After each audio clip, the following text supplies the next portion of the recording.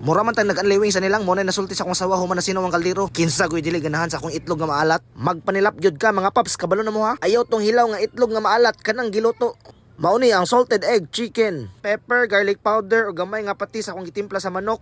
Take note gamay ha para ma-adjust pa ang kaparat unya. Gibukan sa dakog egg ang manok kay maotoy mo serve as binding ingredient para sa imong dry mixture. Flour ratog cornstarch 1:1 ang ratio. Nga prituha hangtod ma-achieve nimo ang golden black nga color. Medyo saturated ang color sa camera. All goods na sa personal. Nga iset aside to nimo kay magbuhat na tag sauce. Isa ka buo nga garlic ug itlog nga maalat. Gisa imong garlic ug butter nya magawas ang aroma, ibutang na yun imong itlog nga maalat. Chicken cubes og 135 ml nga all-purpose cream. Nya gibutang na og fresh milk para balance ang flavor. Once goods na, imo na ibutang imong manok. Awar ako no. Grabe kalami, murag original sigbin. Ay nagdugay-dugay, sulay ninyo, sulit yung kwarto diri.